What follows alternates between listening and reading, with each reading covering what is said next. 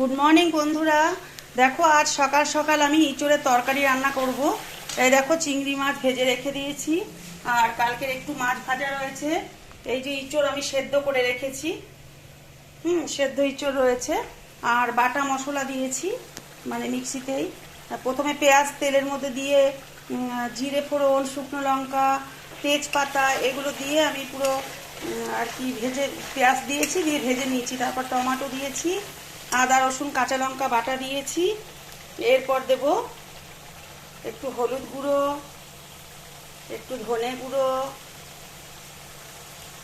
একটু জিরে গুঁড়ো,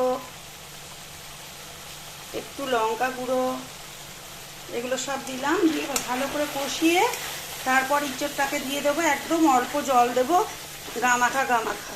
টক দই রয়েছে বন্ধুরা, কিন্তু দিলাম না যেহেতু আমি টমেটোটা দিয়ে দিয়েছি। হ্যাঁ, তারপর ইঁচড় দিয়ে মাখা মাখা করে নামাবো। মেয়ের জন্য করব একটু চিলা পরোটা, আর করেছি টক ডাল আম দিয়ে পটল ভাজা। আজকে আমাদের এই রেসিপি। আর মাছ যেহেতু অল্প আছে, কালকে 3 জনের 3 পিস মাছ ভাজা। তো এই আমার আজকে রান্না। ও আমের চাটনি। ওকে বন্ধুরা, তোমরা ভালো থেকো কেমন। আর তোমরা এই এঁচড়ের রেসিপিটা কীভাবে করো, কেমন করে করো একটু বলবে। আমার ইঁচড়টা তো, আমার তো খেতে ভালোই লাগে মোটামুটি এরকম।